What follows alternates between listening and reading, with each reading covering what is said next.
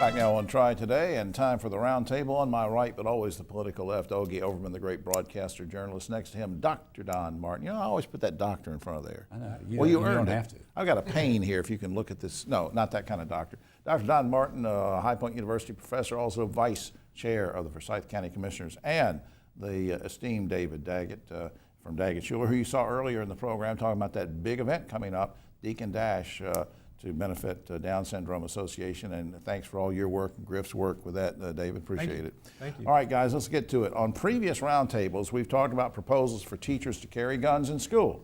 But now a state lawmaker has proposed a bill that would give a salary increase to teachers who carry a gun at school, providing they undergo the proper training. Are you guys okay with dangling a pay raise in front of teachers if they carry a gun? Ogie? It's only the worst idea ever, Jim. I find me one education major who majored in to be a teacher and said, oh boy, I get to pack heat and get paid for it. Oh, for joy, for joy. Yeah. Plus we can't even get incentive based to get a master's degree. Right. To take that money into armed teachers. That's Right. stupid. Don? I did that. I'm against it, period, and paying them just makes it worse. Yeah, and you're an educator. You would never see yourself as a superintendent. Absolutely not. That's not the business we're in. Yeah, and it could be dangerous too, I guess. David, your thoughts? I defer to the honorable Dr. Right. Don Martin. Right. But I agree. If we got excess money for education, let's put it toward education. Yeah. And there's always a danger too. What do they say about if there's a shooter in the school that they're not going to know who they're shooting, and it could be it's a bad situation. I understand the rationale though. A fourth grade Utah boy showed up for class sporting ashes on his forehead, which he had received at a Catholic mass. Now, his teacher made him wipe off this ash religious symbol, and the symbol of a cross. Should kids be allowed to wear religious symbols to school, guys? And did the teacher violate his right to free expression? Thoughts, Ogie? Jim, you know I'm a strong proponent of separation of church and state. But you got to be reasonable about this thing. I mean, kids have done this. It's not that egregious a thing. You got to be reasonable about it. Come on. What do you think, Don? Well, I have a lawyer on my right here. Yeah, I know you do. But for my school law training, the student has that right. They can wear whatever they want to wear as long as they're not hurting someone, offending someone, or causing disruption and trouble. So you had, when you were superintendent of schools, you had plenty of kids wearing religious symbols, right? Yes. Back in we've had a lot of discussion about Confederate memorials, the Confederate flag T-shirts. Some cases, if there's evidence that it has caused disruption, it could be. It has to take it off. David? Yeah, I again agree with the honorable Dr. Martin. but you know, hair covers, hairstyles. I gotta believe we're either not getting the full story on this one, or there's some real ignorance on the part of the teacher. One or the other. All right, speaking of schools, State Representative Donnie Lambeth, our friend, we all know Donnie, wants students to be allowed up to 2 excused absences per year if they attend legislative events in Raleigh, saying it's educational. You guys okay with that, Ogie? I'm totally okay with that. I think it's a great idea. I would have taken him up on that. Kids need to learn how our government works and what your vote means. David, Yeah. Don? No problem. No problem with that, David. Super idea. You need to give us something to argue about today. Well, we haven't argued yet. That's right. All right. Now, Winston-Salem City Council's, here we go, is considering I'm just going to change it right administratively. Is it okay to carry a gun on the Triad Today set? No. Winston-Salem City Council is considering a proposal that would allow bow hunters to hunt deer on private property in the city limits so long as the landowner says it's okay. Well, good idea or bad idea, Ogie? I wish Honest Dave Plyler were here.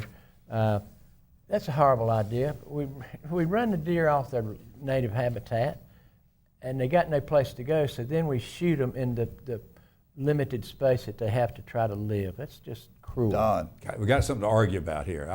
I think it is perfectly fine. It is done across this country. Deer hunters usually hunt from a stand, 95%. My son-in-law is the best. He says to do it all the time. But Dr. Daggett, as someone who helps people with injuries, couldn't this create injuries if they're... Well, there's got to be parameters. You know, how much border space do you have around, which direction you're shooting? I don't know enough about hunting to know all those parameters. However, we have an excess of deer. Mm-hmm. They're intruding into the city. Anybody who's a fan of the deer and wants to protect them has to realize that they're being harmed and tortured by being loose in the city already. I don't think it's a bad idea. All right. The GAO reports that President Trump spent over $13 million of our money, taxpayer money, to pay 4 trips to Mar-a-Lago between January and March 2017. Now, should a resort that's owned by the president profit from taxpayer-funded visits? Ogie. I hope the House Oversight Committee, and I'm sure they do, has all this evidence where Trump has profited from being president. These emoluments things. Yeah. That's going to come back to haunt them big time. Wait and see. Yeah, I think there is a conflict of interest issue. But by the way, when he goes anywhere, he takes an entourage. They're going Right. to stay in a hotel. There are going to be hotel costs. I think if it goes to his hotel, it ought to be. It's kind of ought to be at cost. I mean, that ought to be the principle. Reporters of the come, matter. other people come, and they're spending money their day. Yeah, you asked a compound complex question because you included the plane travel and that sort of thing. When you're president, you have to have that. Right. You have to have the entourage. You have to have the protection. You have to have the private plane. The question is the expense reasonable for the lodging, and or is that unduly benefiting him personally at the same time? That's the question. All right, speaking of flying, our final topic, Delta Airlines is in hot water for passing out napkins that are imprinted with a message. This is a true story. The message on the napkins tells the passengers to give their phone numbers to another passenger to whom they are attracted. Guys, do you think these romance napkins were a good idea? Have you ever given your phone number to a stranger on a plane? Ogie. Delta, do they need to be in the pimp business, really? I mean, are they pimping for their I would not passengers now? comment. No. No, I've not done it on a plane. I've done it. I have done Don, it. have you given your I phone? have given my phone number to someone on a plane. David. You're asking deep secrets here. I have given my phone number on a napkin. I'm not sure I've done it on a plane. I maybe would. I'm not sure the plane is the right place for the dating game. Right. Okay. Well, that's pretty. We learn things about you guys on here. Things I don't want to know, as a matter of fact. All right. That's all the time we have. Oh, except for this. Last week, an Indiana man was adjusting his pants when his unholstered gun accidentally went off and shot him in the privates.